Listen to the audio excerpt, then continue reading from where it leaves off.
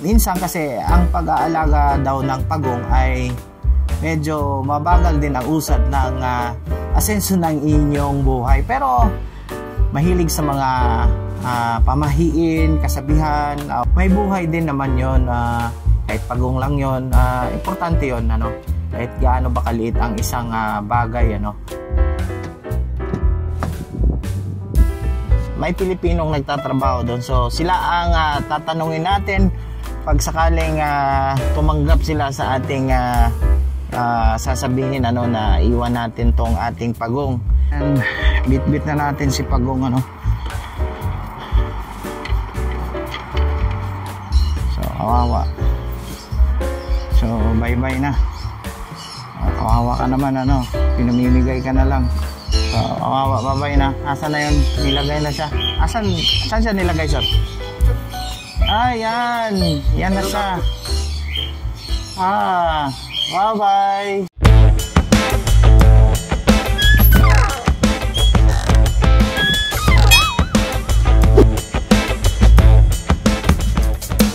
What's up na ba yung mga tay? Kumusta na kayo dyan? And kumusta na mo diha? And you guys, how are you doing? Nakita na naman ninyo ang aking pagmumuka. So, eto guys, ano, i-dispose ko na ang aking pagong. At matagal na rin yung pagong na to sa akin. Siguro nasa mga 1 taon na rin mahigit, ano. Malungkot isipin na i-dispose na natin, pero baka mag-exit na ako, ano, dito sa Saudi Arabia. But plano ko pa lang naman yun, pero ayoko yung matataranta na ako kung sino mag-aalaga. Short story dito sa pagong ko na to, binigay to sa kaibigan ko dito sa Saudi, at nag-exit na rin yun, ano, matagal na, siguro more than 1 year ago. May buhay din naman yun, kahit pagong lang yon, importante yon, ano, kahit gaano ba kaliit ang isang bagay, ano. Eto guys, i-share ko lang sa inyo, ano, may tayong mga Pilipino ay mahilig sa mga pamahiin, kasabihan. Hindi naman ako tutol doon, pero for me, personally, hindi ako masyadong naniniwala kasi nasa tao lang yon, at sa pananalig sa taas, syempre isa lang ang pinaniniwalaan natin, ano.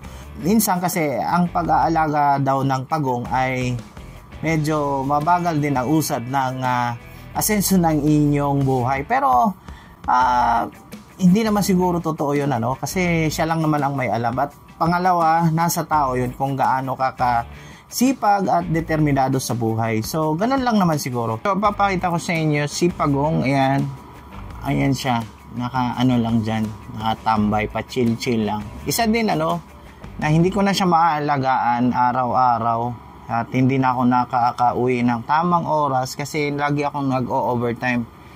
Isa din yun. At syempre kawawa siya, hindi siya nakakain ng tamang oras. Ayun, ano, bigyan ko kayo ng idea pag may mga pets kayo dito sa Saudi Arabia kung saan nyo pwedeng ibigay, ano. So ayan,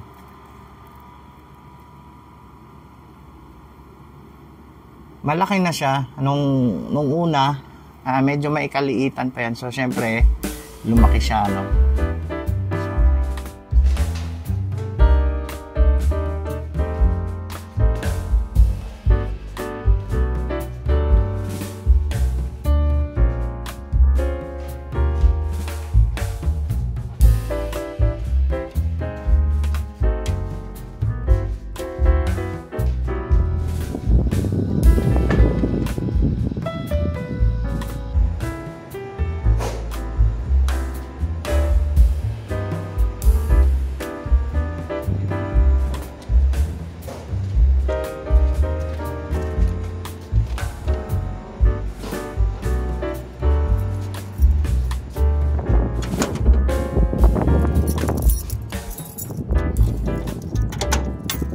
So ayan guys, ano, napakainit pa din sa Saudi Arabia, ano. Ang latest na update ko sa temperature is 45 degrees Celsius, at ang oras ngayon, ano, ay alas 4:15 ng hapon. So napakainit pa din, no, kahit sa hapon na. So yan palang pet shop na pupuntahan natin, ano. Marami, kumpleto din ang pet shop na yan. May mga aso, pusa, isda, mga reptiles. So first time ko rin gawin to na mag-iiwan ng isang alaga. Kasi syempre first time ko rin nag-alaga ng pagong dito sa Saudi Arabia, no. May isa pa tayong paraan na para maipamigay natin itong alaga nating pagong. Yung pwede din akong mag-post sa Facebook kung sinong may gustong mag-alaga ng pagong within dito lang sa lugar ng aking tinitirhan dito sa Saudi, So ayun, pwede kong gawin yun, kaso wala na kasing oras na maghintay, at saka ito lang ang pinakamabilis na paraan ang alam ko, so sa ngayon. So syempre gawin natin to. So ayan guys, dumating na tayo dito sa mga pet shop, so ayan yung pet shop na yon, yung sinasabi ko, Smart Pet Shop. Smart Pet lang pala. So ayan, meron pa doon hanggang doon yan sa dulo, so hilera ang mga pet shop dito, So ayan, hanap muna tayo ng mapaparkingan siguro, Pinakita ko lang sa inyo kasi malayo na tayo kung sakaling malayo ang paparkingan natin, So para may bakante. Ito bakante to. So baba na tayo guys, doon sa pet shop. Unahin natin doon sa Pilipino na sinasabi ko. So try natin kausapin sila, sabi mo muna baka. So ayan, pinapaalam natin,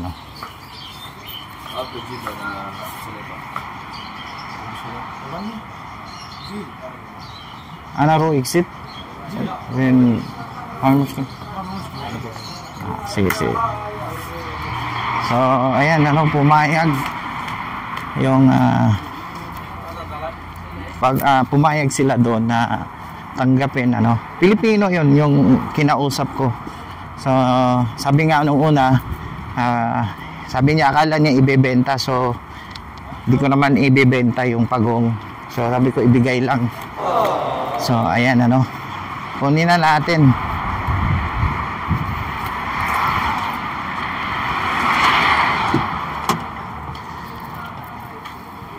And bit-bit na natin si pagong,